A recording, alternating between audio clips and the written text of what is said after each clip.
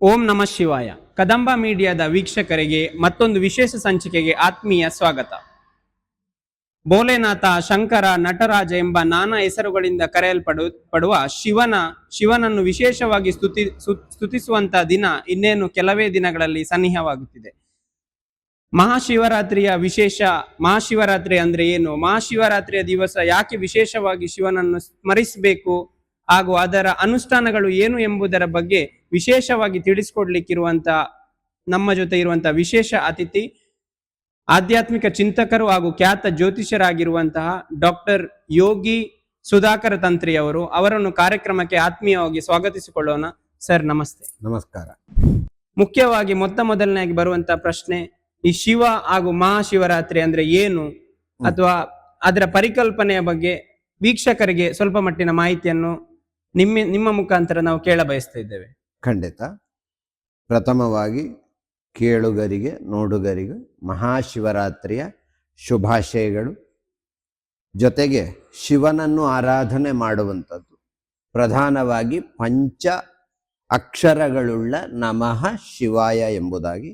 ಅಂತಹ ಶಿವನ ಶಿವರಾತ್ರಿ ಆಚರಣೆ ಉದಾಹರಣೆಯಾಗಿ ತೆಕ್ಕೊಳ್ಳುವುದಾದ್ರೆ, ಪ್ರತಿ ತಿಂಗಳು ಶಿವನ ರಾತ್ರಿ ಬರ್ತದೆ ಚತುರ್ದಶಿ ತಿಥಿಯಲ್ಲಿ. ಆದರೆ ಇದು ವಿಶೇಷವಾಗಿ ಬರುವಂತಹ ಮಾಘ ಮಾಸದ ಚತುರ್ದಶಿ ತಿಥಿಯಲ್ಲಿ ಮಹಾಶಿವರಾತ್ರಿ ಅಂತ ಬರುವಂಥದ್ದು. ಶಿವ ಅಂದ್ರೆ ಏನು ಅಂತ ನಾವು ಪ್ರಥಮವಾಗಿ ತಿಳ್ಕೊಳ್ಬೇಕು. ಅದು ತಿಳ್ಕೊಳ್ಳದೆ ರಾತ್ರಿಯ ಅರ್ಥ ಗೊತ್ತಾಗುವುದಿಲ್ಲ.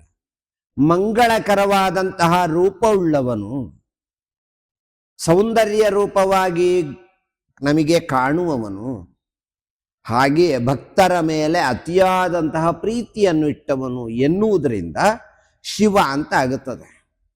ಇನ್ನು ರಾತ್ರಿ, ಎಲ್ಲ ವಿಚಾರಗಳಿಗೂ ರಾತ್ರಿ ಅಶುಭ ಅಂತ ಹೇಳುತ್ತೇವೆ. ಆದರೆ ಶಿವನ ರಾತ್ರಿಯ ವಿಶೇಷ, ಅದು ರಾತ್ರಿ ಆಗುವ ಕಾರಣ ಏನು ಅಂತ ಕೇಳಿದ್ರೆ, ಒಂದು ರಾತ್ರಿಯನ್ನು ಅಥವಾ ಮಾಘ ಮಾಸದ ಶಿವರಾತ್ರಿಯ ಒಂದು ದಿನವನ್ನು 4 ಭಾಗಗಳಾಗಿ ಅಥವಾ 4 ಯಾಮಗಳಾಗಿ ಅಥವಾ 4 ಜಾಮಗಳು ಅಂತ ಕರೀತಾರೆ ಅವರವರ ಭಾಷೆಯಲ್ಲಿ. 4 ಭಾಗಗಳಾಗಿ ಆತನನ್ನು ಅರ್ಚಿಸಿಕೊಂಡು, ಆತನನ್ನು ಪೂಜಿಸಿಕೊಂಡು, ಆತನ ವಿಧಾನಗಳ ಯಾವ ಷೋಡಶೋಪಚಾರ ಪೂಜೆಗಳುಂಟೋ ಅಂಥದ್ದನ್ನು ಯಾಮಗಳಲ್ಲಿ ಮಾಡಿಕೊಂಡು ಆ ಶಿವನನ್ನು ಆರಾಧಿಸುವ ದಿನವಾಗಿರುವುದರಿಂದ ಅದು ಕೂಡ ವಿಶೇಷವಾಗಿ ರಾತ್ರಿಯ ಒಳಗೆ ಅಲ್ಲಿ ಕುಳಿತುಕೊಂಡು ಶಿವನನ್ನು ಆರಾಧಿಸಿ ಉಪವಾಸ ಮೂಲಕವಾಗಿ ಆ ಶಿವನನ್ನು ಧ್ಯಾನವಾಗಲಿ, ಭಜನೆಯಾಗಲಿ ಅಥವಾ ಇನ್ನಿತರ ಯಾವುದೇ ವಿಧಾನಗಳಿಂದ ಶಿವನನ್ನು ಅರ್ಚಿಸುವಂತಹ ಕ್ರಮ ಇರುವುದರಿಂದ ಅದನ್ನು ಶಿವರಾತ್ರಿ ಅಂತ ಕರೆಯಲಾಯಿತು. ಆ ಶಿವರಾತ್ರಿಯಲ್ಲಿ ವಿಶೇಷವಾಗಿ ಮಾಘ ಮಾಸದ ಚತುರ್ದಶಿ ಮೊದಲು ಹೇಳಿದಂತೆ ಮಹಾಶಿವರಾತ್ರಿ ಅಂತ ಬರುವಂಥದ್ದು. ಯಾಕೆ ಅಂತ ಕೇಳಿದ್ರೆ ಅದಕ್ಕೆ ತುಂಬಾ ಕಥೆಗಳಿದ್ದಾವೆ. ಶಿವನು ಪಾರ್ವತಿಯನ್ನು ವಿವಾಹವಾದ ದಿನವೊಂದು ಅಂತ ನಾವು ಹೇಳಬಹುದು. ಇನ್ನೊಂದು, ಸಮುದ್ರವನ್ನು ಮಥನ ಮಾಡುವಾಗ ಅಲ್ಲಿ ವಿಷವು ಹೊರಹೊಮ್ಮಿದವಾಗ ಶಿವನು ಏಕಾಏಕಿಯಾಗಿ ಲೋಕವನ್ನು ರಕ್ಷಿಸಬೇಕು ಎನ್ನುವ ಕಾರಣಕ್ಕೆ ಆ ವಿಷವನ್ನು ಕುಡಿದ ದಿನವೂ ಹೌದು. ಕುಡಿದವಾಗ ಪಾರ್ವತಿಯು ಬಂದು ಗಂಟಲಲ್ಲಿ ಹಿಡ್ಕೊಳ್ತಾಳೆ. ಅಲ್ಲಿಗೆ ಶಿವ ನೀಲಕಂಠ ಅಂತ ಪ್ರಸಿದ್ಧಿಯಾಗುತ್ತಾನೆ. ನೀಲಿಯಾದ ಬಣ್ಣವನ್ನು ಇಟ್ಟುಕೊಂಡು ಗಂಟಲಲ್ಲಿ ಉಳಿದುದರಿಂದ ನೀಲಕಂಠ ಅಂತ. ಇನ್ನೊಂದು, ವಿಷವೇ ಗಂಟಲಲ್ಲಿ ನಿಂತದ್ರಿಂದ ವಿಷಕಂಠ ಅಂತ ಕರೀತಾರೆ. ಹಾಗಾಗಿ ಅಂತಹ ಶಿವರಾತ್ರಿ ಅದು ಮಾಘ ಮಾಸದ ಚತುರ್ದಶಿಯಲ್ಲಿ ಬರುವ ಶಿವರಾತ್ರಿ ಮಹಾಶಿವರಾತ್ರಿ ಅಂತ ಕರೀತಾರೆ. ಈಗ ನೀವು ಶಿವ ಹಾಗೂ ಮಹಾಶಿವರಾತ್ರಿ ಇದರ ಪರಿಕಲ್ಪನೆಯನ್ನು ನಮ್ಗೆ ನೀಡಿದ್ರಿ. ಈಗ ಈ ಮಹಾಶಿವರಾತ್ರಿಯ ಅನುಷ್ಠಾನ ಹೇಗೆ? ಇನ್ನೇನು ಕೆಲವೇ ದಿನಗಳಲ್ಲಿ ಮಹಾಶಿವರಾತ್ರಿ ಆಚರಣೆ ಮಾಡ್ಲಿಕ್ಕಿರುವಂತಹ ಕಾರಣದಿಂದಾಗಿ ಇದರ ಅನುಷ್ಠಾನ ಹೇಗೆ, ಜಪ ತಪ ಪೂಜೆಗಳು ಹೇಗೆ ನಡಿಬೇಕು, ಯಾವ ಸಮಯದಲ್ಲಿ ನಡಿಬೇಕು ಅನ್ನುವಂಥದ್ರ ಬಗ್ಗೆ ಸ್ವಲ್ಪ ವೀಕ್ಷಕರಿಗೆ ಮಾಹಿತಿಯನ್ನು ತಿಳಿಸ್ಕೊಡಿ. ಶಿವರಾತ್ರಿ ಅಂತ ಹೇಳುವಂತಹ ಭಾವದ ನೆಲೆಯಲ್ಲಿ ಅರ್ಥ ಮಾಡಿಕೊಂಡ್ರೆ, ಶಿವ ಅನ್ನುವಂಥದ್ದೇ ಏನು, ತಾಮಸಿ ಗುಣವನ್ನು ಹೊಂದಿರುವಂಥದ್ದು, ಅರ್ಥಾತ್ ತಮೋಗುಣ ರೂಪಿ. ಈ ತಮೋಗುಣ ರೂಪಿ ಎಂದಾಗಲೇ ಶಿವನನ್ನು ಹೇಳುವುದು ಉಗ್ರ, ಘೋರ ಇತ್ಯಾದಿ ನಾನಾ ವಿಭಾಗಗಳಿಂದ ಹೇಳುವವರು. ಆದರೆ ಅದೇ ಶಿವನನ್ನು ಆರಾಧನೆ ಯಾಕೆ ಮಾಡಬೇಕು? ಒಂದನೆಯದಾಗಿ ಜ್ಞಾನ ಸಂಪತ್ತನ್ನು ವರ್ಧಿಸಿಕೊಳ್ಳಿಕ್ಕೆ. ಇನ್ನೊಂದು, ಮನುಷ್ಯನಿಗಿರುವುದು 6 ಷಡ್ವೈರಿಗಳು. ಅದರಲ್ಲಿ ಕಾಮ, ಕ್ರೋಧ, ಲೋಭ, ಮೋಹ, ಮದ, ಮತ್ಸರ ಎನ್ನುವ 6 ಗುಣಗಳು. ಅದರ ವಿವರಣೆಗಳು ಸಾಮಾನ್ಯ ಎಲ್ಲರಿಗೂ ಅರ್ಥ ಉಂಟು. ಆದರೆ ಅಂತಹ ಷಡ್ವೈರಿಗಳನ್ನು ನಿವೃತ್ತಿ ಮಾಡಿಕೊಳ್ಳುವುದು ಹೇಗೆ? ಶಿವರಾತ್ರಿಯ ಪೂಜೆಯಲ್ಲಿ 4 ಯಾಮಗಳು ಅಂತ ಮೊದಲೇ ಹೇಳಿದೆ. ಆ 4 ಯಾಮಗಳ ತತ್ವದಲ್ಲಿ ಧರ್ಮ, ಅರ್ಥ, ಕಾಮ, ಮೋಕ್ಷ ಈ ಚತುರ್ವಿಧ ಪುಣ್ಯ ಪುರುಷಾರ್ಥವನ್ನು ಪಡೆದುಕೊಳ್ಳುವುದಕ್ಕೋಸ್ಕರ ಶಿವನ ಆರಾಧನೆಯನ್ನು ರಾತ್ರಿಯೇ ಮಾಡಬೇಕು. ಮನುಷ್ಯನಿಗೆ ಕಾಮ ಉತ್ಪತ್ತಿಯಾಗುವುದು ಏನು? ಕಾಮ ಅಂದರೆ ಇಲ್ಲಿ ಕೇವಲ ಗಂಡು ಹೆಣ್ಣಿನ ಸಂಸರ್ಗ ಮಾತ್ರ ಅಲ್ಲ, ಆಸೆ ಎನ್ನುವುದು ಕೂಡ ಅರ್ಥ. ಅಂತಹ ಕಾಮ ಉತ್ಪಾದನೆಗಳಾಗುವುದೇ ರಾತ್ರಿಯ ಕಾಲದಲ್ಲಿ. ಹಾಗಾಗಿ ನಿಶಿಯಲ್ಲಿ ಆಗುವಂತಹ ಚಲನೆಯನ್ನು ಸ್ಪಷ್ಟಗೊಳಿಸಿ ಆತನನ್ನು ಶುದ್ಧೀಕರಿಸಬೇಕು. ಆ ಒಂದು ದೇಹ ಶುದ್ಧೀಕರಣ ತಾನು ಮಾಡಿಕೊಳ್ಳಬೇಕು ಅಂತ ಅಂದರೆ ಸ್ನಾನ ಮಾಡಿ ಶುದ್ಧೀಕರಣ ಅಲ್ಲ, ಒಳ ಅಂತರಾತ್ಮದ ಶುದ್ಧಿಯನ್ನು ಮಾಡಿಕೊಳ್ಳಬೇಕಾದ್ರೆ ಶಿವಾರಾಧನೆ ಬೇಕು.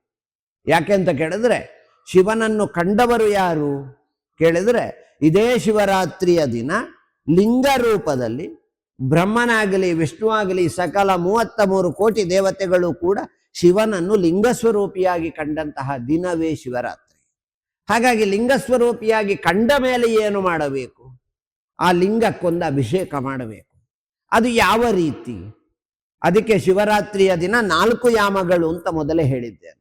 1ನೇ ಯಾಮದಲ್ಲಿ ಹಾಲಿನಲ್ಲಿ ಅಭಿಷೇಕ ಮಾಡಿ ಆ ಶಿವನನ್ನು ಧ್ಯಾನ ಮಂತ್ರಗಳಿಂದ ಧ್ಯಾನಿಸಿಕೊಂಡು ಅದರ ಮೇಲೆ ಆ ಶಿವನಿಗೆ ಅರ್ಚನ, ಆಸನ, ಪ್ರಾಣಾಯಾಮ, ತರ್ಪಣ ಇತ್ಯಾದಿ 16 ಸಂಸ್ಕಾರಗಳಿಂದ ಪೂಜೆಯನ್ನು ಮಾಡಿಕೊಂಡು ಆ ಶಿವನ ಪಂಚಾಕ್ಷರಿ ಮಂತ್ರವಾದ ನಮಃ ಶಿವಾಯ ಎನ್ನುವ ಜಪವನ್ನು ಪ್ರಥಮದ ಯಾಮದಲ್ಲಿಯೂ ಮಾಡುವಂಥದ್ದು. ಆಯಿತು. ಆ ಪ್ರಥಮ ಯಾಮ ಹೇಗೆ ಅಂತ ಕೇಳಿದ್ರೆ, ಸೂರ್ಯಾಸ್ತದಿಂದ ನಾವು ಇವತ್ತಿನ ಲೆಕ್ಕದಲ್ಲಿ ನೋಡೋದಾದ್ರೆ ಒಂದು ರಾತ್ರಿಯಿಂದ ಬೆಳಿಗ್ಗೆಗೆ 12 ಗಂಟೆ. ನಾವು ಜ್ಯೋತಿಷ್ಯರಾಗಿ ಮಾತಾಡುವುದು ಗಳಿಗೆಯಲ್ಲಿ, ಆದರೂ ಇದು ಜನಗಳಿಗೆ ಅರ್ಥ ಆಗುವಂತೆ ಹೇಳುವಂಥ ವಿಚಾರ ಇರುವುದರಿಂದ 12 ಗಂಟೆಯನ್ನು 4ರಿಂದ ಭಾಗಿಸುವಾಗ 3 ಗಂಟೆ ಬರ್ತದೆ. ಅರ್ಥಾತ್ ಒಂದು 6:30ಗೆ ಅಸ್ತವಾಗುತ್ತದೆ ಅಂತ ಆದರೆ 9:30ವರೆಗೆ 1ನೇ ಯಾಮ. ಆ ಯಾಮದಲ್ಲಿ ಹೀಗೆ ಪೂಜೆಯನ್ನು ಮಾಡಿಕೊಂಡು ತನಗೆ ಯಾವುದು ತನ್ನ ಕೈಯಲ್ಲಿ ಸಾಮರ್ಥ್ಯ ಇದೆಯೋ ಅಂತಹ ನೈವೇದ್ಯವನ್ನು ಇಟ್ಟು ಆತನಿಗೆ ಒಂದು ಆರತಿಯನ್ನು ಬೆಳಗಿ ಅದರ ಮೇಲೆ ಜಪವನ್ನು ಮಾಡಿಕೊಂಡು ಕೂರುವಂಥದ್ದು ಪ್ರಧಾನ. ಈ ಜಪ ಮಾಡಲಿಕ್ಕೆ ಗೊತ್ತಿಲ್ಲ ಎಂದಾದವರು ಭಜನೆಗಳು, ವಾದ್ಯಗೋಷ್ಠಿಗಳು ಅಥವಾ ಇನ್ನಿತರ ಅವರ ಸೌಕರ್ಯಗಳಿದ್ದ ಹಾಗೆ ಆ ಶಿವನನ್ನು ಭಜಿಸ್ತಾರೆ. ಆಯಿತು, 1ನೇ ಯಾಮ ಆಯಿತು. ಇನ್ನು 2ನೇ ಯಾಮ ಹೇಗೆ ಕೇಳಿದ್ರೆ, 2ನೇ ಯಾಮದಲ್ಲಿ ಶಿವನನ್ನು ಮೊಸರಿನಿಂದ ಅಭಿಷೇಕ ಮಾಡೋದು. ಇಲ್ಲಿ ಮೊಸರು ಅಂತ ಹೇಳಿದ್ರೆ ಅರ್ಥ ಏನು ಅಂತ ಕೇಳಿಯಾರು. ಹಾಲು ಹಾಳಾಗದ ಮೇಲೆ ಮೊಸರಾಗುವಂಥದ್ದು. ಅಂದರೆ ನಮ್ಮ ಜೀವನ ಹೇಗಿರ್ತದೆ ಕೇಳಿದ್ರೆ, ಯಾವತ್ತನು ಈ ಭೂಮಿಯಲ್ಲಿ ಸುಸ್ಪಷ್ಟವಾಗಿ ಅಥವಾ ಯಾರಿಗೂ ತಪ್ಪು ಮಾಡದೆ ಬದುಕಿದವ ಈ ಲೋಕದಲ್ಲಿ ಯಾರೂ ಇಲ್ಲ. ಹಾಗಾಗಿ ಮೊಸರಿನಿಂದ ಅಭಿಷೇಕ ಮಾಡಿದರೆ ಫಲ ಏನು ಅಂತ ಪ್ರಶ್ನೆ ಇರ್ಬೋದು. ತನ್ನೊಳಗಿರುವಂತಹ ಕಲ್ಮಶಾದಿಗಳನ್ನು ತೊಳಕೊಳ್ಳುವ ದಾರಿ ಏನು ಅಂತ ಕೇಳಿದ್ರೆ ಶಿವನಿಗೆ ಮೊಸರಿನಿಂದ ಅಭಿಷೇಕ ಮಾಡುವಂಥದ್ದು. ಅದು ಮಾಡಿಯೂ ಕಡೆಗೂ ಮಾಡುವುದು ಏನು? ಷೋಡಶೋಪಚಾರ ಪೂಜೆಗಳನ್ನೇ ಮಾಡಿ ಅಲ್ಲಿ ನಮಃ ಶಿವಾಯವ ಎನ್ನುವ ಮೂಲ ಮಂತ್ರದಿಂದ ಶಿವನನ್ನು ಆರಾಧನೆ ಮಾಡುವಂಥದ್ದು. ಅಲ್ಲಿಗೆ 9ರಿಂದ ಅಥವಾ 9:15, 9:30ಯಿಂದ 12:30 ಆಯಿತು. ಮಧ್ಯರಾತ್ರಿ ಕಾಲದಲ್ಲಿ ಬೇರೆ ಯಾವ ದೇವರ ಪೂಜೆಯನ್ನು ಮಾಡುವಂತಿಲ್ಲ. ಆದರೆ ಶಿವರಾತ್ರಿಯ ದಿನ ಶಿವನನ್ನು ಆರಾಧನೆ ಮಾಡುವುದು. ಯಾಕೆ ಅಂತ ಕೇಳಿದ್ರೆ, ಒಂದು ದಿನವು ನಮ್ಮ ಈ ಹಿಂದೂ ಕ್ಯಾಲೆಂಡರ್ ಪ್ರಕಾರ ಅಲ್ಲ, ಆಚೆಯವರ ಕ್ಯಾಲೆಂಡರ್ ಪ್ರಕಾರ ಒಂದು ದಿನ ಮುಗಿದು ಇನ್ನೊಂದು ದಿನ ಪ್ರಾರಂಭವಾಗುತ್ತದೆ. ಆದರೆ ನಮಗೆ ದಿನ ಮುಗಿಯುವುದಿಲ್ಲ. ಯಾಕೆಂತ ಕೇಳಿದ್ರೆ, ನಾವು ಉದಯ ಕಾಲದಿಂದ ಮರುದಿನ ಉದಯ ಕಾಲದವರೆಗೆ ಎಣಿಸುವಾಗ ಅಲ್ಲಿ ಮಧ್ಯರಾತ್ರಿಯ ಕಾಲ. ಮಧ್ಯರಾತ್ರಿಯ ಕಾಲದಲ್ಲಿ 3ನೇ ಯಾಮ ಪ್ರಾರಂಭವಾಗುತ್ತದೆ. ಆ 3ನೇ ಯಾಮದಲ್ಲಿ ನಮಗೆ ಬರುವಂತಹ ಯಾವುದೇ ದುಷ್ಟ ಪ್ರೇರಿತವಾದಂತಹ ದುಷ್ಟ ದೋಷಗಳಿದ್ದರೆ ಅದನ್ನು ನಿವಾರಣೆ ಮಾಡುವಂತೆ ಆ ಶಿವನಿಗೆ ಆ ಹೊತ್ತಿಗೆ ತುಪ್ಪ ಅಥವಾ ಆಜ್ಯ ಅಂತ ಹೇಳ್ತೇವೆ, ಅಂತಹ ತುಪ್ಪದಿಂದ ಅಭಿಷೇಕ ಮಾಡ್ತೇವೆ. ಎಲ್ಲರೂ ಕೇಳುವುದು ಒಂದೇ ಪ್ರಶ್ನೆ, ಗುರುಗಳೇ ತುಪ್ಪ ಯಾಕೆ? ನಾವು ಯಾವಾಗಲೂ ಹೇಳ್ತೇವೆ, ತುಪ್ಪ ಎನ್ನುವುದು ಯಾವುದೋ ಒಂದು ವಿಧಾನದಲ್ಲಿ ಬಂದದ್ದಲ್ಲ. ಅದು ಹಾಲನ್ನು ಹಾಳು ಮಾಡಿದವಾಗ ಮೊಸರು, ಮೊಸರನ್ನು ಹಾಳು ಮಾಡಿದವಾಗ ಅದರಿಂದ ಬೆಣ್ಣೆ, ಆ ಬೆಣ್ಣೆಯಿಂದ ಕಾಯಿಸಿರುವಂಥದ್ದು ತುಪ್ಪ. ಅಂದರೆ ತುಪ್ಪಕ್ಕೆ ಕಡೆಗೆ ಮರಣಾವಸ್ಥೆ ಇಲ್ಲ. ಹಾಗಾಗಿ ಯಾವುದಕ್ಕೆ ಮರಣಾವಸ್ಥೆ ಇಲ್ಲದೆ ಮೋಕ್ಷದ ದಾರಿಯನ್ನು ತೋರಿಸ್ತದೋ ಅದನ್ನು ಆ ತುಪ್ಪದಿಂದ ಶಿವನಿಗೆ ಅಭಿಷೇಕ ಮಾಡಿದವಾಗ ನಮಗೆ ಕಡೆಗೆ ಮರಣವಿಲ್ಲ ಎನ್ನುವ ಅರ್ಥ ಅಲ್ಲ, ಆದರೆ ಜೀವನದಲ್ಲಿ ಇರುವಾಗ ಮೋಕ್ಷಗತಿಯನ್ನು ಪಡೆಯಬೇಕು ಒಂದು. ಎರಡನೆಯದ್ದು, ಮರಣಾನಂತರವು ಶಿವ ಸಾನ್ನಿಧ್ಯವೋ ವೈಷ್ಣವ ಸಾನ್ನಿಧ್ಯವೋ ಯಾವುದಕ್ಕೆ ಹೋಗಿ ಸೇರಬೇಕು ಅತ ಅದಕ್ಕೆ ಸೇರುವಂತಹ ದಾರಿಯನ್ನು ಮಾಡಿಕೊಳ್ಳುವಂಥದ್ದು ತುಪ್ಪ. ಹಾಗಾಗಿ ಅಂತಹ ತುಪ್ಪದಿಂದ ನಾವು ಶಿವನಿಗೆ ಅಭಿಷೇಕ ಮಾಡ್ತೇವೆ. ಯಾಕೆ ಅಂತ ಕೇಳಿದ್ರೆ ಆಜ್ಯಂ ಸುರಾಣ ಮಾಹಾರ ಆಜ್ಯಂ ಅಂತ ಕೊಟ್ಟಿದ್ದಾನೆ. ಸುರರುಗಳು ಕೂಡ ತುಪ್ಪವನ್ನು ಸ್ವೀಕಾರ ಮಾಡ್ತಾರಂತೆ. ಯಾಕೆ ಅಂತ ಕೇಳಿದ್ರೆ ತನ್ನ ದೇಹದ ಒಳಗಿನ ಕಲ್ಮಶಗಳು ದೂರವಾಗಿ ತಾನು ಅದರಿಂದ ಶುಭ್ರನಾಗಬೇಕು ಎನ್ನುವ ಕಾರಣಕ್ಕೆ. ಹಾಗಾಗಿ ಶಿವನಿಗೆ ಅಭಿಷೇಕವನ್ನು ಮಾಡಿ ಅದರ ಮೇಲೆ ಆ ಯಾಮದಲ್ಲಿ ಕೂಡ ಅರ್ಥಾತ್ 3ನೇ ಯಾಮದಲ್ಲಿ ಕೂಡ ಶಿವನನ್ನು ನಾನಾ ವಿಧವಾದಂತಹ ಭಕ್ತಿಯಿಂದ ಪೂಜಿಸಿ ಅರ್ಚಿಸಿ ಭಜನೆಗಳಿಂದ ಆತನನ್ನು ಸಂತೃಪ್ತಿಗೊಳಿಸಿ ಅದರ ಮೇಲೆ ಅವನಿಗೆ ಆರತಿಯನ್ನು ಬೆಳಗಿ ಕಡೆಗೆ ಪಂಚಾಕ್ಷರಿ ಯುಕ್ತವಾದಂತಹ ಜಪವೋ ಮೃತ್ಯುಂಜಯ ಜಪವೋ ಆ ಶಿವನಿಗೆ ಸಂಬಂಧಪಟ್ಟ ನಾನಾ ವಿಧವಾದಂತಹ ಜಪಗಳನ್ನು ಮಾಡಿಕೊಂಡು ಕೂರುವಂಥದ್ದು. ಅಲ್ಲಿಗೆ 3ನೇ ಯಾಮ ಮುಗಿಯುತ್ತದೆ. 3ನೇ ಯಾಮ ಮುಗಿಯುವುದು ಸಾಮಾನ್ಯ 3:15 ರಿಂದ 3:30 ಗಂಟೆ ಅಂತ ಇಟ್ಕೊಳ್ಳಿ. ಅದರ ಮೇಲೆ 4ನೇ ಯಾಮ ಇಲ್ಲಿರುವಂಥದ್ದು ವಿಶೇಷ. ಯಾಕೆಂತ ಕೇಳಿದ್ರೆ 4ನೇ ಯಾಮದಲ್ಲಿ ಶಿವ ಪೂಜೆ ಎಷ್ಟು ಫಲಪ್ರದ ಅಂತ ಹೇಳುವಂಥದ್ದು ನಾವು ಅನೇಕ ಗ್ರಂಥಾಧಾರಗಳಿಂದ ಕಂಡುಕೊಳ್ಳಬಹುದು. ಮೊದಲಿನ ಋಷಿಮುನಿಗಳು ಕೂಡ 4ನೇ ಯಾಮದಲ್ಲಿ ಎದ್ದು ನದಿಗೆ ಹೋಗಿ ಸ್ನಾನವನ್ನು ಮಾಡಿ ಅಲ್ಲಿ ಜಪವನ್ನು ಮಾಡಿ ತನ್ನ ಎಲ್ಲ ಸಾನ್ನಿಧ್ಯವನ್ನು ದೇಹಕ್ಕೆ ಬೇಕಾಗುವಂತಹ ಶಕ್ತಿಯನ್ನು ತುಂಬಿಸಿಕೊಳ್ಳುವಂತಹ ಹೊತ್ತು 4ನೇ ಯಾಮ. ಅಂತಹ 4ನೇ ಯಾಮದಲ್ಲಿ ಶಿವನಿಗೆ ಜೇನಿನಿಂದ ಅಭಿಷೇಕ ಮಾಡುವಂಥದ್ದು. ಅದು ಜೇನು ಯಾಕೆ ಅಂತ ಪ್ರಶ್ನೆ ಮಾಡ್ಯಾರು, ಆದರೆ ಮಧು ಅಂತ ಅದಕ್ಕೆ ಹೆಸರು. ಮಧು ಅನ್ನುವಂತಹ ಹೆಸರು ಯಾಕೆ ಅಂತ ಕೇಳಿದ್ರೆ ಮಧುರತ್ವ ಬರಬೇಕು. ಮನುಷ್ಯನಿಗೆ ಮಧುರತ್ವ ಬರುವುದು ಯಾವ ಕಾರಣಕ್ಕೆ ಕೇಳಿದ್ರೆ ಇನ್ನೊಬ್ಬನನ್ನು ಕಂಡ ಕೂಡಲೇ ದ್ವೇಷಿಸುವಂಥದ್ದು ಅಲ್ಲ, ಇನ್ನೊಬ್ಬ ಬೆಳಗಿದವನ ಕಾಲು ಎಳೆಯುವಂಥದ್ದು ಅಲ್ಲ, ಆತನನ್ನು ಪೋಷಿಸುವ ದಾರಿಗೆ ನಡೆಯಬೇಕು. ನಮ್ಮ ಸನಾತನ ಸಂಸ್ಕೃತಿ ನಮಗೆ ಹೇಳಿಕೊಟ್ಟದ್ದು ಇನ್ನೊಬ್ಬನನ್ನು ಕಾಲು ಎಳಿ ಅಂತಲ್ಲ, ಇನ್ನೊಬ್ಬನನ್ನು ನಿನಗೆ ಉದ್ಧಾರ ಮಾಡ್ಲಿಕ್ಕಾಗದಿದ್ರೆ ಅವನ ತಂಟೆಗೆ ಹೋಗಬೇಡ ಅನ್ನುವುದೇ ದಾರಿ. ಹಾಗಾಗಿ 4ನೇ ಯಾಮದಲ್ಲಿ ಋಷಿಗಳು ಹೋಗಿ ತಪಸ್ಸನ್ನು ಮಾಡ್ತಾ ಇದ್ರು. ಅದೇ ಯಾಮಕ್ಕಾಗುವಾಗ ಶಿವನಿಗೆ ಜೇನಿನಿಂದ ಅಭಿಷೇಕ. ಅದಕ್ಕೆ ಒಬ್ಬ ಹೇಳಿದ್ದಾನೆ, ಜೇನಿನಿಂದ ಶಿವನಿಗೆ ಅಭಿಷೇಕವಂ ಮಾಡಿದೊಡೆ ಸಕಲ ಸಂಪತ್ತುಗಳು ವರ್ಧಿಸುವವು, ಆಯುಷ್ಯ ಲಭಿಸುವುದು ಜೀವಕ್ಕೆ ನೋಡ ಅಂತ. ಹಾಗಾಗಿ ಅಂತಹ ಸಕಲ ಸಂಪತ್ತುಗಳನ್ನು ಕೊಟ್ಟು ಆಯುಷ್ಯವನ್ನು ವರ್ಧನೆ ಮಾಡುವಲ್ಲಿ ಶಿವನ 4ನೇ ಯಾಮದ ಪೂಜೆಯು ಅತಿ ಫಲಪ್ರದ.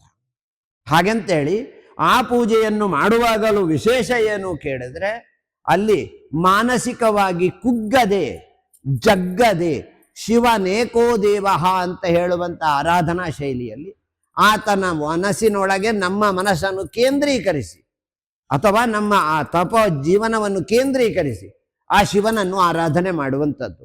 ಶಿವಾರಾಧನೆಯನ್ನು ಮಾಡುವಲ್ಲಿಯೂ ಕೂಡ ಅಲ್ಲಿಯೂ ಷೋಡಶೋಪಚಾರ ಪೂಜೆಗಳು, ಅಲ್ಲಿಯೂ ಜಪತಪಾದಿಗಳು, ಅಲ್ಲಿಯೂ ತರ್ಪಣಾದಿಗಳು, ಅಲ್ಲಿಯೂ ನೈವೇದ್ಯ, ಆ ಪುನಃ ಪೂಜೆಯನ್ನು ಮಾಡಿ ಆ ಶಿವನಿಗೆ ಸೂರ್ಯೋದಯ ಕಾಲಕ್ಕಾಗುವಾಗ ಪೂರ್ಣವಾದಂತಹ ಸಮಾಪ್ತಿಯ ಪೂಜೆಯನ್ನು ಮಾಡುವಂಥದ್ದು. ಆ ಸಮಾಪ್ತಿ ಪೂಜೆಯನ್ನು ಮಾಡಿದ ಮೇಲೆ ಅಲ್ಲಿಗೆ ಉಪವಾಸವನ್ನು ಕಡೆಗೊಳಿಸುವಂಥದ್ದು. ಇಲ್ಲಿ ಉಪವಾಸ ಎನ್ನುವುದನ್ನು ಇವತ್ತೆಷ್ಟೋ ಜನ ಹಾಳು ಮಾಡಿ ಹಾಕಿದ್ದಾರೆ. ಆದರೆ ಉಪವಾಸ ಅಂದರೆ ತಿನ್ನದೆ ಕುಡಿಯದೆ ಇರುವುದು ಎನ್ನುವುದು ಮಾತ್ರವಲ್ಲ. ಉಪಂ ವಾಸಃ, ಶಿವನ ಜೊತೆಯಲ್ಲಿ ಕುಳಿತುಕೊಂಡು ವಾಸ ಮಾಡುವುದು ಎನ್ನುವುದರ್ಥ. ಹಾಗಾಗಿ ಅಂತಹ ವಾಸವನ್ನು ಮಾಡಿಕೊಂಡಿರುವಾಗ ಆತನ ಜೊತೆಯಲ್ಲೇ ಇರುವಾಗ ನಾವು ನೀರು ಕುಡಿಲಿಕ್ಕೂ ಆಗುವುದಿಲ್ಲ, ಆಹಾರ ತಿನ್ನಲಿಕ್ಕೂ ಆಗುವುದಿಲ್ಲ. ಹಾಗಿದ್ದಾವಾಗ ಆಹಾರ ಇಲ್ಲದೆ ನೀರಿಲ್ಲದೆ ಆತ ಕೂತ್ಕೊಳ್ತಾನೆ ಅಂತ ಆದರೆ ಅದನ್ನು ಉಪವಾಸ ಅಂತ ಕರೆದರು. ಹಾಗಾಗಿಯೇ ಶಿವನ ಜೊತೆಯಲ್ಲಿ ಕುಳಿತುಕೊಂಡು ಉಪವಾಸವನ್ನು ಮಾಡುವಾಗ ಶಿವ ಮಂತ್ರಗಳಿಂದ ಶಿವನನ್ನು ಧ್ಯಾನಿಸಿಕೊಂಡು ಕೂತಾವಾಗ 4 ಯಾಮಗಳ ಪೂರ್ಣ ಫಲತ್ವವು ದೊರಕುತ್ತದೆ. ಹಾಗಾಗಿ ಉದಯ ಕಾಲಕ್ಕೆ ಆ ಶಿವನ ಆರಾಧನೆಯನ್ನು ಮುಗಿಸಿ ಅದರ ಮೇಲೆ ಅಲ್ಲಿ ಜಪತಪಾದಿಗಳನ್ನು ಮುಗಿಸಿಕೊಂಡು ಪೂಜೆಯನ್ನು ಮುಗಿಸಿ ಕಡೆಗೆ ಬ್ರಹ್ಮಾರ್ಪಣದತ್ತ ಮನ ಮಾಡುವಂಥದ್ದು. ಯಾಕೆ ಬ್ರಹ್ಮಾರ್ಪಣವು ಅಂತ ಕೇಳಿಯಾರು. ಯಾವುದೋ ಒಂದು ಪೂಜೆಯನ್ನು ಮಾಡುವಾಗ ಪ್ರಾರಂಭದಲ್ಲಿ ಸಂಕಲ್ಪ ಮಾಡಿರ್ತೇವೆ. ಆ ಸಂಕಲ್ಪ ಇಷ್ಟು ಹೊತ್ತಿನ ತನಕ ಅಂತ ಇರ್ತದೆ. ಆ ಹೊತ್ತಾದ ಮೇಲೆ ಅದರ ಪೂರ್ಣ ಕೆಲಸವಾದ ಮೇಲೆ ಅದಕ್ಕೆ ಬ್ರಹ್ಮಾರ್ಪಣವನ್ನು ಬಿಡುವಂಥದ್ದು. ಆ ಬ್ರಹ್ಮಾರ್ಪಣ ಬಿಡುವಾಗಲೂ ಹೇಳುವಂಥದ್ದು ಒಂದೇ ಮಂತ್ರ, ಕಾಯ ವಾಚ ಮನಸ ಇಂದ್ರಿಯ.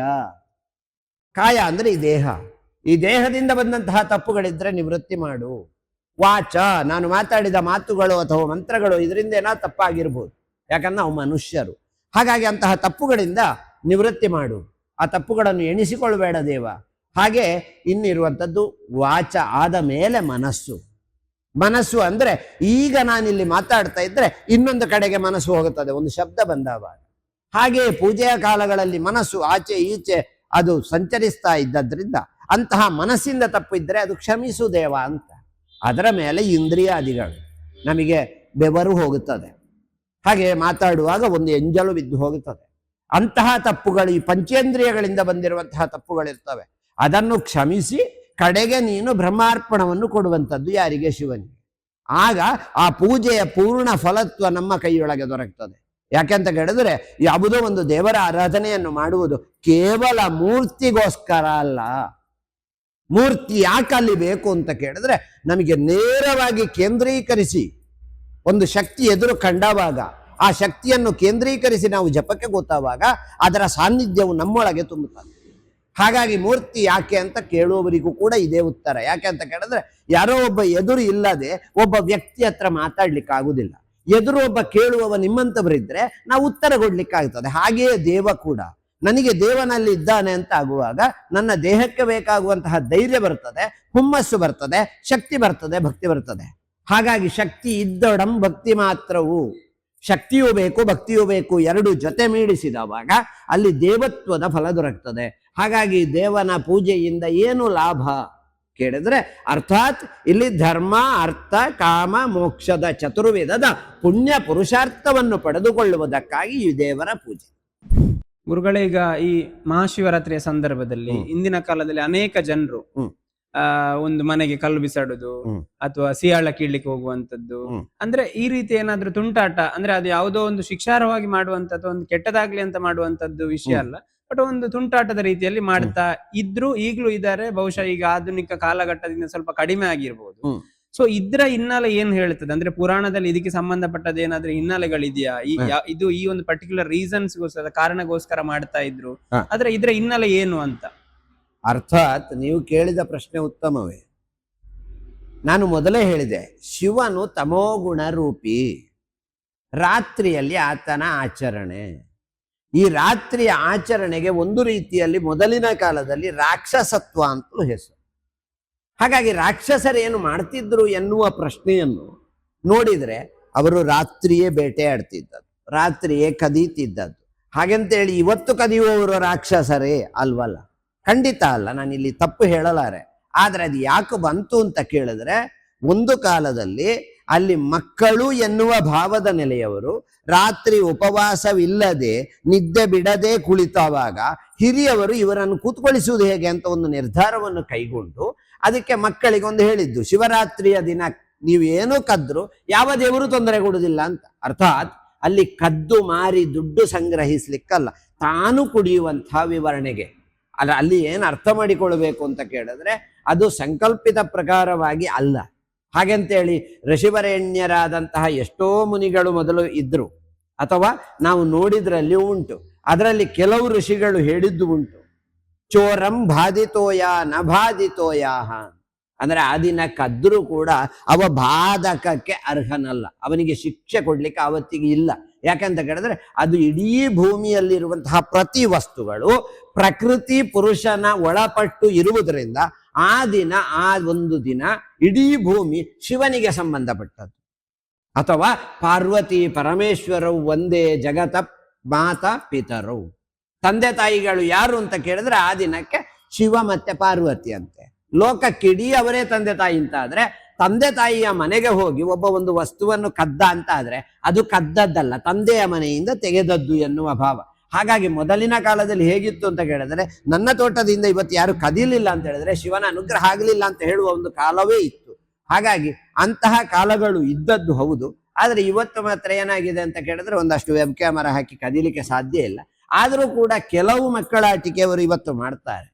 ಹಾಗೆಂತೇಳಿ ಶಿವನ ಆರಾಧನೆಯಲ್ಲಿ ಇದು ತಪ್ಪ ಅಂತ ಕೇಳಿದ್ರೆ ನಾನು ತಪ್ಪು ಅಂತ ಹೇಳಲಾರೆ. ಯಾಕೆಂತ ಕೇಳಿದ್ರೆ, ಶಿವನ ಪಾರ್ವತಿ ಪರಮೇಶ್ವರರು ತಂದೆ ತಾಯಿ ಸ್ವರೂಪಿಗಳಾಗಿರುವುದರಿಂದ ಅದಕ್ಕೆ ಸಪ್ತಶತಿಯಲ್ಲಿ ಹೇಳಿದೆ, ಪ್ರಕೃತಿ ಪುರುಷಶ್ಚಂದ. ಯಾರು ಅಪ್ಪ ಅಮ್ಮ ಅಂತ ಕೇಳಿದ್ರೆ ಪ್ರಕೃತಿ ಮತ್ತೆ ಪುರುಷ ಮಾತ್ರ.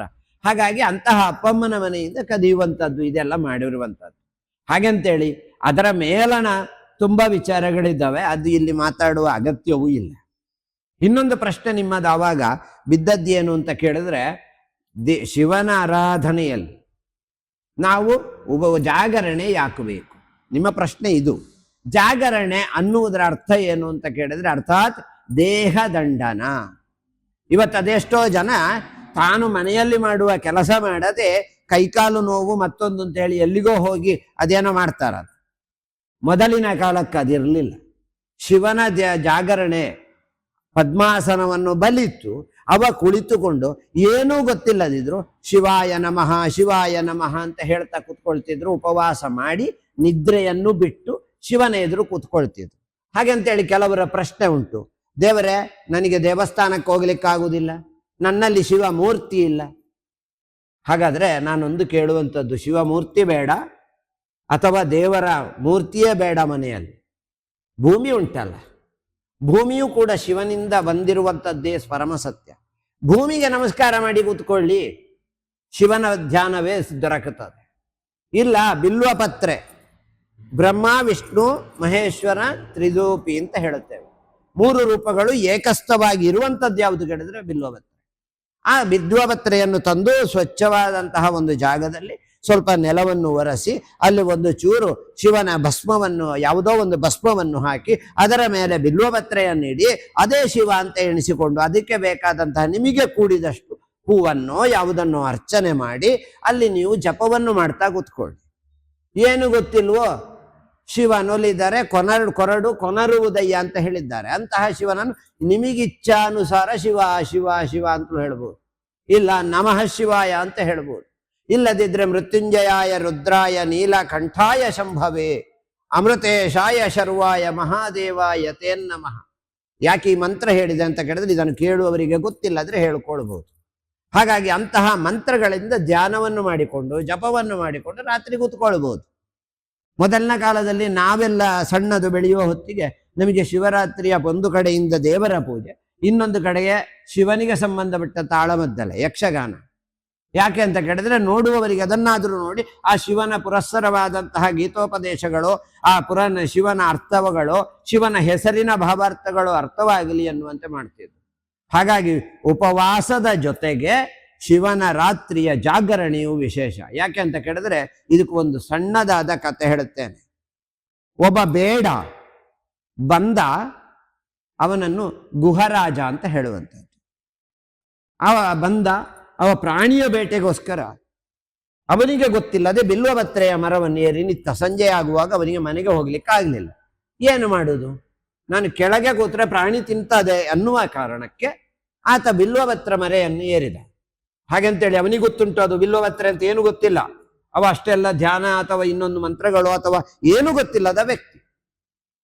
ಏನು ಮಾಡುವುದು, ರಾತ್ರಿ ಕೂತ್ಕೊಂಡು ನಿದ್ದೆ ಮಾಡಿದ್ನ ಮರದಲ್ಲಿ ಕೆಳಗೆ ಬಿದ್ದು ಪ್ರಾಣಿ ತಿಂತದೆ. ಹಾಗೆಂತೇಳಿ ಕೆಳಗೆ ಕೂತ್ಕೊಳ್ಳುವನೋ, ಪ್ರಾಣಿ ಖಂಡಿತ ತಿಂತದೆ. ಏನು ಮಾಡೋಣ ಅಂತ ಎಣಿಸಿದ. ಸುಮ್ಮನೆ ಮರದಲ್ಲಿ ಕೂತ್ಕೊಳ್ಳುವಾಗ ಒಂದೊಂದೇ ಎಲೆಯನ್ನು ಕಿತ್ತು ಕೆಳಗೆ ಹಾಕ್ತಾ ಬಂದ. ಹಾಕಿ ಹಾಕಿ ಹಾಕಿ ಹಾಕಿ ರಾತ್ರಿಗೆ ಕೂತಂತಹ ಬೇಡ ಕಡೆಗೆ ಬೆಳಿಗ್ಗೆ ಆಗುವುದರ ಒಳಗೆ ಇಡೀ ಬಿಲ್ವಪತ್ರೆ ಎಲೆಯನ್ನು ತೆಗೆದು ಹಾಕಿದ್ದು. ಬೆಳಗ್ಗೆ ಆಗುವಾಗ ಶಿವನೊಲಿದನಂತೆ, ನಿನಗೇನು ಬೇಕು ಕಂದ. ಅಲ್ಲಿಂದ ಆತನ ಮನಸ್ಸು ಪರಿವರ್ತನೆ ಆಯಿತು. ಕಾರಣ ಏನು ಅಂತ ಕೇಳಿದ್ರೆ, ಇವ ತೆಗೆದು ಬಿಲ್ವಪತ್ರೆಯನ್ನು ಹಾಕಿದ್ದು ಎಲ್ಲಿಗೆ ಕೇಳಿದ್ರೆ ಶಿವನ ಲಿಂಗಕ್ಕೆ. ಕೆಳಗೆ ಶಿವಲಿಂಗ ಇದೆ, ಆ ಶಿವಲಿಂಗಕ್ಕೆ ಇವ ಗೊತ್ತಿಲ್ಲದೆ, ಗೊತ್ತಿದ್ದು ಮಾಡಿದ್ರೆ ಫಲ ಎಷ್ಟು ಅಂತ ಅದರ ಮೇಲೆ ಹೇಳುತ್ತೇನೆ.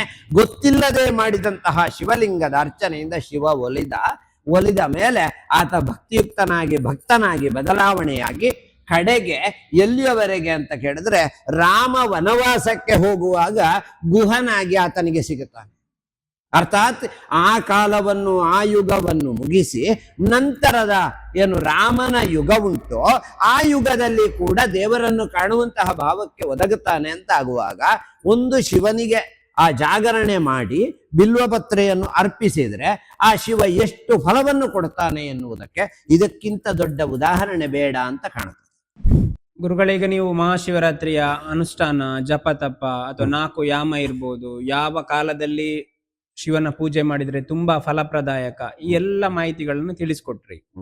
ಈಗ ಇದರ ಜೊತೆ ಪ್ರತಿ ತಿಂಗಳು ಶಿವರಾತ್ರಿ ಬರ್ತದೆ. ಹೌದು. ಆದ್ರೆ ವರ್ಷದಲ್ಲಿ ನಾವು ಮಹಾಶಿವರಾತ್ರಿಯನ್ನು ಮಾತ್ರ ಒಂದು ವಿಶೇಷ ರಾತ್ರಿಯನ್ನಾಗಿ ಆಚರಿಸ್ತೇವೆ. ಹೌದು. ಇದಕ್ಕೆ ಏನಾದ್ರೂ ಪುರಾಣದಲ್ಲಿ ಅಥವಾ ಆಧ್ಯಾತ್ಮಿಕವಾಗಿ ಏನಾದ್ರೂ ನಿಖರವಾದ ಕಾರಣ ಏನಾದ್ರೂ ಇದೆಯಾ? ಖಂಡಿತ ಇದೆ. ಉಳಿದ 11 ಮಾಸಗಳಲ್ಲಿಯೂ ಶಿವರಾತ್ರಿ ಅಂತ ಬರುವಂಥದ್ದು. ಆದರೆ ಮಾಘ ಮಾಸದ ಚತುರ್ದಶಿಯನ್ನು ಮಾತ್ರ ಮಹಾಶಿವರಾತ್ರಿ ಅಂತ ಕರೆಯೋದು. ಉಳಿದ ಮಾಸಗಳಲ್ಲಿ ಆತ ತತ್ಪರತೆಯಿಂದ ಧ್ಯಾನದಿಂದ ಆತ ಕೂತ್ಕೊಳ್ಳುವುದಿಲ್ಲ, ಕೂತ್ಕೊಳ್ಳಬಹುದು. ಆದರೆ ಅಲ್ಲಿ ಪೂರ್ಣ ಫಲತ್ವವೋ ಕೇಳಿದ್ರೆ ಫಲತ್ವ ಪೂರ್ಣವೇ. ಆದರೆ ಅಲ್ಲಿ ಏನು ಅಂತ ಕೇಳಿದ್ರೆ ವಿಷಪ್ರಾಶನ ಮಾಡಿದಂತಹ ಶಿವನ ಪೂರ್ಣ ಭಾವಗಳು ಅಲ್ಲಿ ಒದಗುವುದಿಲ್ಲ. ಯಾಕೆ ಅಂತ ಕೇಳಿದ್ರೆ ಮಾಘ ಮಾಸ ಎನ್ನುವುದು ಸ್ನಾನಕ್ಕೆ ಶ್ರೇಷ್ಠ. ಹಾಗಾದ್ರೆ 11 ತಿಂಗಳು ಆತ ಶಿವರಾತ್ರಿ ಮಾಡಲಿಲ್ವೇ? ಮಾಡಿದ್ದಾನೆ. ಆದರೆ 11 ತಿಂಗಳು ಮಾಡಿದಂತಹ ಶಿವರಾತ್ರಿಯ ಫಲವು ಕಡೆಗೆ ಸಂಪದವಾಗುವುದು ಎಲ್ಲಿ ಕೇಳಿದ್ರೆ ಮಹಾಶಿವರಾತ್ರಿಯಲ್ಲಿ. ಮಾಘ ಸ್ನಾನವನ್ನು ಮಾಡಿದ ಹಾಗೆ, ಅಥವಾ ನಾವೇನು ಹೇಳುತ್ತೇವೆ, ಒಂದು ಪೂಜೆಯನ್ನು ಮುಗಿಸುವಾಗ 12ನೆಯ ಪೂಜೆಗೆ ಒಂದು ನಿಯತ್ತಾಗಿ ಹೀಗೆ ಮಾಡುವುದು ಅಂತ ಕ್ರಮ ಉಂಟು. ಹಾಗಾಗಿ ಅಂತಹ 12ನೆಯ ಮಾಸದ ಮಹಾಶಿವರಾತ್ರಿಯನ್ನು ಪೂರ್ಣವಾಗಿ ಗಮನ ಬಿಟ್ಟು ಆ ಒಂದು ರಾತ್ರಿ ಕೂತ್ಕೊಳ್ಳುವಂಥದ್ದು. ಯಾಕೆ ಅಂತ ಕೇಳಿದ್ರೆ ಒಂದು ರೀತಿಯಲ್ಲಿ ಮೊದಲ ಋಷಿಮುನಿಗಳು ಕೂಡ ಹೇಳಿದ್ದಾರೆ, 11 ತಿಂಗಳು ಆತ ರಾತ್ರಿ ಕೂತ್ಕೊಳ್ಳಿಕ್ಕೆ ಅಸಾಧ್ಯ. ಯಾಕೆಂತ ಕೇಳಿದ್ರೆ ಆವಾಗಲೇ ಹೇಳಿದ್ದು ಕಾಲ ದೇಶ ಪರಿಸ್ಥಿತ್ಯಾಹ. ಕಾಲ ದೇಶ ಪರಿಸ್ಥಿತಿ, ಆ ಕಾಲಗಳು ಹೇಗೆ, ಆ ದೇಶದ ಸ್ಥಿತಿಗಳು ಹೇಗಿರ್ತವೆ, ಹಾಗೆ ಪರಿಸ್ಥಿತಿಗಳು ಹೇಗಿರ್ತವೆ, ಇದನ್ನು ಅರಿತುಕೊಂಡು ಪ್ರತಿ ಶಿವರಾತ್ರಿಯನ್ನು ಮಾಮೂಲಿಯಾಗಿ ಮಾಡಿಕೊಂಡು 12ನೆಯ ಶಿವರಾತ್ರಿಯಲ್ಲಿ ಉದ್ಯಾಪನಾ ವಿಧಿ ಅಂತ ಹೇಳುತ್ತೇವೆ ನಾವು.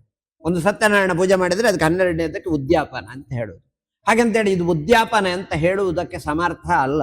ಆದರೆ ಆ ವಿಧಿಯ ರೀತಿಯಲ್ಲಿ 12ನೆಯ ಮಾಘ ಸ್ನಾನದ ಆ ಸ್ನಾನ ಮಾಡಿಕೊಂಡು ತನ್ನ ಶುದ್ಧಿತ್ವವನ್ನು ಪ್ರಾಪ್ತಿಸಿಕೊಂಡು ಅಮಾವಾಸ್ಯೆಯ ಎದುರು ಬರ್ತದೆ ನೋಡಿ ಚತುರ್ದಶಿ ಅಂತ. ಇಲ್ಲಿ ನಮ್ಮ ಈ ಸೌತ್ ಕೆನರಾದಲ್ಲಿ ಒಂದು ಮಾತು ಉಂಟು, ಆ ದಿನಕ್ಕೆ ಬೂದಿ ಅಂತ. ಬೂದಿ ಅಂದ್ರೆ ಅಭಸ್ಮ ಅಂತ. ಯಾವುದಕ್ಕೆ ಕೇಳಿದ್ರೆ ಒಂದು ಮಗು ಹುಟ್ಟಿದ್ರೆ ಅಲ್ಲಿ ತೊಂದರೆ ಉಂಟು ಅಂತ ಅರ್ಥ. ಹಾಗಂತೇಳಿ ಶಿವನಿಗೆ ಅದು ಭಸ್ಮವೇ? ಯಾಕೆಂತ ಕೇಳಿದ್ರೆ ಶಿವ ಭಸ್ಮಧಾರಣ ಪ್ರಿಯ, ಅವನು ಅಡ್ಡ ನಾಮ ಹಾಕುವಂಥದ್ದು. ಯಾಕಂತ ಕೇಳಿದ್ರೆ ನೇರ ನಾಮ ಹಾಕುವುದಿಲ್ಲ, ಮಧ್ಯದಲ್ಲಿ ಕಣ್ಣುಂಟ ಆತನಿಗೆ, 3ನೆಯ ಕಣ್ಣು. ಹಾಗಾಗಿ ಅಡ್ಡನಾಮವನ್ನು ಹಾಕಿ 3 ಪೌಂಡ್ರವನ್ನು ಎಳೆದು ಅಲ್ಲಿ ಮಧ್ಯಕ್ಕೆ ಕುಂಕುಮದ ಬುಟ್ಟನ್ನು ಇಡುವಂಥದ್ದು. ಯಾಕೆಂತ ಹೇಳಿದ್ರೆ ಅಗ್ನಿಜೋ, ಇಲ್ಲಿ ಅಗ್ನಿ ಬರುವಂಥದ್ದು. ಹಾಗಾಗಿ 3 ನಾಮವನ್ನು ಎಳೆದು ಆ 11ನೆಯ ಶಿವರಾತ್ರಿಯನ್ನು ಕೂಡ ಅವ ನಿಯಮತ್ತಾಗಿ ಮಾಡಿಕೊಂಡು 12ನೆಯದ್ದು ಮಹಾ. ಇಲ್ಲಿ ಮಹತ್ ಎನ್ನುವುದರ ಅರ್ಥ ಏನು ಅಂತ ಕೇಳಿದ್ರೆ ನಾವು ಯಾವಾಗಲೂ ಹೇಳುತ್ತೇವೆ ಭೂ ಭುವ ಸುವ ಮಹ ಅಂದರೆ ಅತೀ ಉನ್ನತವಾದಂತಹ ಸೇವೆ ಅಥವಾ ಅತಿ ಉನ್ನತವಾದಂತಹ ದಿನ. ಹಾಗಾಗಿ ಮಹಾ ಮಹತ್ ಎನ್ನುವುದರಿಂದಲೇ ಮಹಾ ಅಂತ ಬಂದದ್ದು. ಹಾಗಾಗಿ ಅಂತಹ ದಿನ ಶಿವನನ್ನು ಆರಾಧನೆ ಮಾಡುವಂಥದ್ದು ವಿಶೇಷ ಶೈಲಿ. ಗುರುಗಳೇ, ಈ ಮಹಾಶಿವರಾತ್ರಿ, ಶಿವರಾತ್ರಿ, ಮಹಾಶಿವರಾತ್ರಿ ಆಚರಣೆ, ಅದರಲ್ಲಿ ಇರುವಂತಹ ಯಾಮಗಳು, ಇದರಿಂದ ಆಗುವಂತ ಪ್ರಯೋಜನಗಳು, ಇದರ ಬಗ್ಗೆ ತುಂಬಾ ಸವಿಸ್ತಾರವಾಗಿ ನಮ್ಗೆ ಹಾಗೂ ವೀಕ್ಷಕರಿಗೆ ಬಹಳಷ್ಟು ಮಾಹಿತಿಯನ್ನು ಒದಗಿಸಿಕೊಟ್ಟಿದ್ದೀರಾ. ಇನ್ನೇನು ಈ ಬರುವ ಆದಿತ್ಯವಾರ ಮಹಾಶಿವರಾತ್ರಿ ಬರ್ಲಿಕ್ಕಿದೆ. ಆಚರಣೆಗಳು, ದೇವಸ್ಥಾನಗಳು ಇರ್ಬೋದು, ಬೇರೆ ಬೇರೆ ಶ್ರದ್ಧಾ ಕೇಂದ್ರಗಳಲ್ಲಿ ಹಲವು ರೀತಿಯಲ್ಲಿ ಆಚರಣೆಗಳು ನಡೀಲಿಕ್ಕಿದೆ. ಸೊ ಕೊನೆಯದಾಗಿ ಈ ಮಹಾಶಿವರಾತ್ರಿಯ ಬಗ್ಗೆ ನಿಮ್ಮ ಒಂದು ಕೊನೆಯ ಮಾತು ಏನು ಹೇಳಲಿಕ್ಕೆ ಇಷ್ಟಪಡ್ತೀರಾ? ಖಂಡಿತವಾಗಿ ಶಿವರಾತ್ರಿ ಆಚರಣೆ ಅಂತ ಹೇಳಿದವಾಗ ನೈಜವಾಗಿ ಹೇಳುವುದಾದರೆ ಜಪ ತಪ ಪೂಜಾದಿಗಳನ್ನು ಮಾಡುವಂಥದ್ದು. ಹಾಗಂತೇಳಿ ಜಪ ತಪ ಪೂಜಾದಿಗಳನ್ನು ಮಾಡುವಂತಹ ಭಂಗಿ ಯಾವುದು ಅಂತ ಪ್ರಶ್ನೆ ಬರುವಂಥದ್ದು. ನಿಜವಾಗಿ ಪದ್ಮಾಸನದ ಭಂಗಿಯಲ್ಲಿ ಕುಳಿತುಕೊಂಡು ಮಾಡಬೇಕು. ಹಾಗಂತೇಳಿ ಎಲ್ಲರಿಗೂ ಪದ್ಮಾಸನ ಹಾಕ್ಲಿಕ್ಕೆ ಬರ್ತದೆ ಅಂತ ನಂಬಲಿಕ್ಕೆ ಆಗುವುದಿಲ್ಲ. ಅಂತೂ ನಾವಿಲ್ಲಿ ಹೇಳುವುದು ಚಟ್ಟ ಮುಟ್ಟಿಕೆ ಅಂತ, ಕಾಲು ಮಡಚಿ ಕೂತ್ಕೊಂಡು ಜಪವನ್ನು ಮಾಡುವಂಥದ್ದು. ಹಾಗಂತೇಳಿ ಕೆಲವರ ಪ್ರಶ್ನೆ ಬಂದಿತ್ತು, ಯಾಕೆ ಕೂತ್ಕೊಳ್ಬೇಕು, ನಿದ್ದೆ ಮಾಡಬಾರ್ದು ಯಾಕೆ ಅಂತ. ಅಂದರೆ ಯಾವಾಗಲೂ ದೇವತಾ ಶಕ್ತಿಗಳ ಇನ್ನಿತರ ದಿನಗಳಲ್ಲಿ ಚಕ್ರಾಕಾರ ಮಿದಂ ಫಲಂ ದೇವರ ಶಕ್ತಿಗಳು ಚಕ್ರಾಕಾರದಲ್ಲಿ ತಿರುಗುತ್ತಾ ಇರುವಂಥದ್ದು. ಉದಾಹರಣೆಗೆ ಶನಿರಾಜನಿಗೆ ಒಂದು ಚಕ್ರ ಸುತ್ತು ಬರ್ತಾ ಇರ್ತದೆ ನೋಡಿ, ನೀವು ಖಗೋಳವನ್ನು ನೋಡಿದ್ರೆ ಆ ಚಕ್ರ ಸುತ್ತು ಬಂದ ಹಾಗೆ ಉಳಿದ ದಿನಗಳಲ್ಲಿ ಇದ್ರೆ, ಮಹಾಶಿವರಾತ್ರಿಯ ದಿನದಲ್ಲಿ ಲಿಂಗಾಕಾರ ಮಿದಂಬಲಂ, ಲಿಂಗದ ಆಕಾರದಲ್ಲಿ ಶಿವಲಿಂಗ ಇರುವುದು ನೇರವಾಗಿ. ಹಾಗಾಗಿ ಧನಾತ್ಮಕ ಶಕ್ತಿಗಳು ಎಲ್ಲಿಂದ ಬರ್ತದೆ? ನೇರವಾಗಿ ಭೂಮಿಯಿಂದ ಮೇಲೆ ತೊಡಗುವಂಥದ್ದು. ಹಾಗಾಗಿ ಅಂತಹ ತೊಡಗುವಿಕೆ ಬಂದಾವಾಗ ನಮಿಗೂ ಕೂತ್ಕೊಳ್ಬೇಕು. ಯಾಕೆ ಅಂತ ಪ್ರಶ್ನೆ ಬಂದ್ರೆ, ನಮ್ಮದು ಎಲ್ಲ ಈ ಸೂಕ್ತಗಳಲ್ಲಿ ಅಥವಾ ಯೋಗ ಸಾಧಕರಲ್ಲಿ ಕೇಳಿದ್ರೆ ಹೇಳ್ಯಾರು, ಪ್ರಥಮವಾಗಿ ಪ್ರಾರಂಭವಾಗುವುದು ಇಲ್ಲಿಂದ ಯೋಗದ ಮಹತ್ತರವಾದಂತಹ ಒಂದು ಬಿಂದು, ಅಲ್ಲಿಂದ 7 ಬಿಂದುಗಳು ಸಂಧಿಸುವಂತ ಇದಕ್ಕೆ ಪರಮ ಅಂತ ಹೇಳುವಂಥದ್ದು. ಹಾಗಾಗಿ ಇಲ್ಲಿಂದ ಇಲ್ಲಿಗೆ ದೇವತಾ ಬಲಗಳು ಸಂಗ್ರಹಿಸಬೇಕು ಅಂತ ಆದ್ರೆ ಆತ ಕೂತ್ಕೊಳ್ಳೇಬೇಕು, ಅವನಿಗೆ ಕೂತ್ಕೊಂಡೇ ಆ ಫಲಗಳು ಬರುವುದು. ಹಾಗಾಗಿ ಶಿವಲಿಂಗದ ಆಕಾರದಲ್ಲಿ ಫಲವನ್ನೈಯುವುದು ಬರುವುದು, ಫಲವು 5 ಬರುವುದು. ಈ 5 ಎನ್ನುವುದಕ್ಕೆ ವಿಶೇಷವಾಗಿ ಉಂಟು. ಪಂಚಕಾಯಗಳುಳ್ಳಂತಹ ದೇಹಕ್ಕೆ ಪಂಚರೂಪಿ ಎನಿಸಿದಂತಹ ಶಿವ, ಆ ಪಂಚರೂಪಿಯಾದಂತಹ ಶಿವನ ಪಂಚ ರೂಪದ ಮಂತ್ರಗಳು ನಮಃ ಶಿವಾಯ ಎನ್ನುವ ಮೂಲ ಮಂತ್ರದ ಅಧೀನತೆಯಿಂದ ದೇಹಕ್ಕೆ ಪಂಚಕಾಯವು ವರ್ಧಿಪುದು ನೋಡು. ಹಾಗಾಗಿ ನಮ್ಮ ದೇಹ ವರ್ಧನೆ ಆಗುತ್ತದೆ. ವರ್ಧನೆ ಅಂದ್ರೆ ದೊಡ್ಡದು ಬೆಳೀತದೆ, ತೋರಾಗುತ್ತದೆ ಅಂತ ಅಲ್ಲ. ಒಳಗಿನ ಅಂತರಾತ್ಮವಾದಂತಹ ಶಕ್ತಿಯು ಬಲಗೊಂಡು ನಮ್ಮಲ್ಲಿರುವಂತಹ ಜಡವನ್ನು ದೂರೀಕರಿಸಿ ಆ ಪಂಚರೂಪನೆನಿಸಿದಂತಹ ಶಿವ ಅನುಗ್ರಹವನ್ನು ಕೊಡುತ್ತಾನೆ. ಇದಕ್ಕೆ ಶಿವರಾತ್ರಿಯ ದಿನ ಕೂತ್ಕೊಳ್ಳುವಂಥದ್ದು. ಹಾಗಂತೇಳಿ ನಿಂತುಕೊಂಡು ಭಜನೆ ಮಾಡಿದ್ರೆ ಫಲ ಇಲ್ವೇ? ಉಂಟು, ನಿಂತುಕೊಂಡೇ ಇರ್ತಾನೆವ, ಅಲ್ಲಿಯೂ ಫಲ ದೊರಕುತ್ತದೆ. ಇನ್ನು ನಾಟ್ಯ ಮಾಡಿಕೊಂಡು ಭಜನೆ ಮಾಡುತ್ತಾರೆ, ಫಲ ಇಲ್ವೇ? ಫಲ ಉಂಟು, ಆದರೆ ನಿತ್ಯ ಇರುವಂತಹ ಸ್ಥಿತಿ ಮಲಗಿರಬಾರದು. ಆ ದಿನ ಮಲಗಿದ್ರೆ ಅದಕ್ಕೆ ಫಲ ಇಲ್ಲ. ಯಾಕೆಂತ ಕೇಳಿದ್ರೆ ಆ ಧನಾತ್ಮಕವಾದಂತಹ ಶಕ್ತಿಗಳು ಒಳ ಕೂಡುವುದಿಲ್ಲ ಎನ್ನುವುದಕ್ಕರ್ಥ. ಯಾಕೆಂತ ಕೇಳಿದ್ರೆ ಆತ ಜ್ಞಾನಪ್ರದಾಯಕನೂ ಹೌದು, ಮೋಕ್ಷಪ್ರದಾಯಕನೂ ಹೌದು, ಪುಣ್ಯವನ್ನು ಕೊಡುವವನೂ ಹೌದು. ಹಾಗಾಗಿ ಪೂರ್ಣವನ್ನು ಕೊಡುವಂತಹ ಒಂದು ವಸ್ತು ನಮ್ಮ ಹತ್ರ ಇದೆ ಅಂತ ಆದ್ರೆ ನಾವು ಆ ವಸ್ತುವನ್ನು ತೆಗೆದು ಬಿಸಾಡ್ಲಿಕ್ಕೆ ಹೋಗುವುದಿಲ್ಲ, ಅದನ್ನು ನಾವು ಪಡ್ಕೊಳ್ಳಿಕ್ಕೆ ಮನ ಮಾಡ್ತೇವೆ. ಹಾಗಾಗಿ ಪಡ್ಕೊಳ್ಳುವಂತಹ ಭಾವದ ನೆಲೆಯಲ್ಲಿ ಅರ್ಥೈಸಿದ್ರೆ ಹರ ಅಂತ ಹೇಳುವಂಥದ್ದು. ಶಿವನ ಇನ್ನೊಂದು ಹೆಸರು ಹರ ಅಂತ. ಹಾಗಾದ್ರೆ ಹರ ಅಂದ್ರೆ ಏನು? ಹರಣ ಮಾಡಿಕೊಳ್ಳುವಂಥದ್ದು. ಯಾವುದನ್ನು? ನಾವೇನು ಇಲ್ಲಿ ಹುಟ್ಟಿದವರು ಯಾರೂ ಕೂಡ ಎಲ್ಲ ಸಾಚಗಳು ಅಲ್ಲ. ಕಂಡದ್ದು ಬೇಕು ಆತನಿಗೆ, ಇನ್ನೊಬ್ಬನನ್ನು ಅಪಹರಿಸಿ ಆದ್ರೂ ಬೇಕು, ಇನ್ನೊಬ್ಬನನ್ನು ಹಾಳು ಮಾಡಿ ಆದ್ರೂ ಬೇಕು, ಅಥವಾ ನಡಿಕೊಂಡು ಹೋಗುವಾಗ ಒಂದು ಇರುವೆ ಆದ್ರೂ ಕಾಲಡಿಗೆ ಬಿದ್ದು ಸಾಯ್ತದೆ. ಅಂತಹ ಸಮಸ್ತವಾದಂತಹ ಪಾಪವನ್ನು ಹರಣ ಮಾಡುವ ದಿನ. ಹಾಗಾಗಿ ಹರ ಅಂತ ಹೇಳಿದ್ರು ಶಿವನನ್ನು. ಹರ ಅಂತ ಹೇಳಿದ್ರೆ ಹರಣ ಮಾಡಿಕೊಳ್ಳುವಂಥದ್ದು, ನಮ್ಮೊಳಗಿರುವಂತಹ ದುಷ್ಟ ದೋಷಗಳನ್ನು ಹರಣ ಮಾಡಿಕೊಂಡು ಅಲ್ಲಿ ಒಳ್ಳೆಯ ಫಲವನ್ನು ಪಡ್ಕೊಳ್ಳುವಂಥದ್ದು. ಹಾಗಾಗಿ ಕೂತುಕೊಂಡು ಆರಾಧನೆಯನ್ನು ಮಾಡುವಾಗ ಶಿವನಿಂದ ಬಂದಿರುವಂತಹ ಒಂದಂಶವಾದರೂ ನಮ್ಮ ದೇಹದೊಳಗೆ ಸೇರಿಕೊಳ್ಳಲಿ ಎನ್ನುವ ತತ್ವಕ್ಕೆ ಕುಳಿತುಕೊಂಡು ಆರಾಧನೆಯನ್ನು ಮಾಡಿಕೊಳ್ಳುವಂಥದ್ದು. ಮತ್ತೆ ಶಿವರಾತ್ರಿಯ ದಿನ ನಾನೀಗ ಆಗುವುದಿಲ್ಲ ಎನ್ನುವವರಿಗೂ ಕೂಡ ನಾನು ಹೇಳುವುದು, ಬೇರೆ ಎಲ್ಲ ನಮ್ಮ ಸನಾತನ ಧರ್ಮಕ್ಕೆ ಎಲ್ಲವೂ ಆಗುತ್ತದೆ. ಆದರೆ ನಾವು ಒಂದೊಂದು ಆರಾಧನೆಗಳಲ್ಲಿ ನಮ್ಮದ್ರಲ್ಲಿ ನಾವು ಅದನ್ನು ಮಾಡ್ಲಿಕ್ಕೆ ಹಿಂಜರಿತೇವೆ. ಹಾಗಂತೇಳಿ ಇನ್ನೊಂದು ವರ್ಗಕ್ಕೆ ಹೋಗುವನೋ ನಾನು ಪ್ರಶ್ನೆ ಮಾಡೋದಿಲ್ಲ. ಅವರಲ್ಲಿ ಅಷ್ಟು ನಿಯಮ ಇದೆ. ಒಂದು ವಾರದಲ್ಲಿ 1 ದಿನ ಆದರೂ ದೇವರ ಆರಾಧನೆಗೆ ಬರಲೇಬೇಕು, ಬರದಿದ್ದರೆ ತಪ್ಪು ಕಾಣಿಕೆ ಕಟ್ಟಬೇಕು. ಆದರೆ ನಮ್ಮ ಸನಾತನ ಧರ್ಮ ಎಲ್ಲಿಯವರೆಗೆ ಮುಟ್ಟಿದೆ ಅಂತ ಕೇಳಿದ್ರೆ ಹೇಳುವವರು ಕಡಿಮೆ, ಕೇಳುವವರು ಕಡಿಮೆ. ಹಾಗಂತೇಳಿ ಮೊದಲು ನಾನು ಕಂಡಂತ ಒಂದು 1990ನೇ ಇಸವಿಗಿಂತ ಇವತ್ತು 2026 ಬಂದವಾಗ ಸ್ವಲ್ಪ ಜನಗಳು, ಈಗದ ಹುಡುಗ ಮಕ್ಕಳು ಏನಿದ್ದಾರೆ, ಈಗ ಬೆಳೀತಾ ಇರುವಂಥವರು, ಅವರು ಸ್ವಲ್ಪ ಈ ದೇವರ ನೆಲೆಯತ್ತ ಬರ್ತಾ ಇದ್ದಾರೆ. ಹಾಗಂತೇಳಿ ನಾನು ಹೇಳುವುದು ಅವರು ಬಂದದ್ದು ತಪ್ಪು ಅಂತಲ್ಲ. ಅವರು ಬರುವ ಜೊತೆಗೆ ಇನ್ನು ಉಳಿದ ಮಕ್ಕಳನ್ನು ಕರಕೊಂಡು ಎಳಕೊಂಡು ಬರುವಂತೆ ಆಗಲಿ. ಶಿವರಾತ್ರಿಯ ಮಹತ್ತರವಾದಂತಹ ದಿನಗಳು ನಮ್ಮೊಳಗಿರುವಂತಹ ಕಾಮ, ಕ್ರೋಧ, ಲೋಭ, ಮೋಹ, ಮದ, ಮತ್ಸರ ಎನ್ನುವ ಷಡ್ವೈರಿಗಳನ್ನು ನಾಶಗೊಳಿಸಿ ಧರ್ಮದೆಡೆಗೆ ಮನ ಮಾಡಿ ಕಾಮತ್ವ ಅನ್ನುವ ಆಸೆ. ಯಾವುದು ಆಸೆ ಅಂತ ಕೇಳಿದ್ರೆ ನಮ್ಮ ದೇಶ ಭಾರತ. ಈ ದೇಶ ಭಾರತಕ್ಕೆ ಬೇಕಾಗುವಂತಹ ರಕ್ಷೆ ಸಿಗಲಿ, ಅದನ್ನು ಕಾಯುವಂತಹ ಮಿಲಿಟರಿ ಪಡೆಗಳಿಗೆ ರಕ್ಷೆ ಬೇಕಾಗ್ತದೆ. ಅಂತಹ ರಕ್ಷೆಗೋಸ್ಕರ ನಾಳ್ದು ಶಿವರಾತ್ರಿಯ ದಿನ ನಾವು ಒಂದು ದಿನ ಆದರೂ ಕುಳಿತುಕೊಂಡು ಪ್ರಾರ್ಥನೆ ಮಾಡೋಣ. ಮತ್ತೆ ನಾವು ತಿನ್ನುವುದು ಅನ್ನ. ಹಾಗಾಗಿ ಅನ್ನದ ಭಾವವನ್ನು ಕೊಡುವಂತಹ ಭತ್ತ ಯಾರು ಬೆಳೀತಾನೋ, ಕೃಷಿಕನಿದ್ದಾನೋ, ಆತನಿಗೆ ದೇಹಕ್ಕೆ ಬಲ ಕೊಡುವುದಕ್ಕೋಸ್ಕರ ಆದರೂ ನಾವು ಜಪಕ್ಕೆ ಕುಳಿತುಕೊಳ್ಳುವ.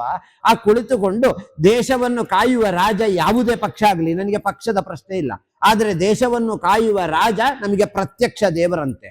ಹಾಗಾಗಿ ಅಂತಹ ಪ್ರತ್ಯಕ್ಷ ದೇವನೆನಿಸುವಂತಹ ರಾಜನಿಗೆ ಒಳ್ಳೆಯ ಮನಸ್ಸು, ಒಳ್ಳೆಯ ಜ್ಞಾನ, ಒಳ್ಳೆಯ ಆಯುಷ್ಯ, ಒಳ್ಳೆಯ ಆರೋಗ್ಯವನ್ನು ಆ ಮಹಾಶಿವ ಒದಗಿಸಿಕೊಟ್ಟು ನಮ್ಮನ್ನು ಕೂಡ, ನಾವು ನೀವು ಹೊರತಲ್ಲ, ದೇಶದಲ್ಲಿರುವಂತಹ ಪ್ರತಿಯೊಬ್ಬರಿಗೂ ಕೂಡ ಕಣ ಕಣದ ಅಂಶ ರೂಪಕ್ಕೂ ಕೂಡ ಶಿವ ಪಾರ್ವತಿಯರು ಅನುಗ್ರಹ ಮಾಡಲಿ, ಸರ್ವರೂಪಕವಾಗಿ ಎಲ್ಲರಿಗೂ ಒಳ್ಳೆಯದಾಗಲಿ ಅಂತ ಹೇಳ್ತಾ ಶಿವನನ್ನು ವಂದಿಸುತ್ತಾ ನನ್ನ ಮಾತನ್ನು ಮುಗಿಸ್ತೇನೆ.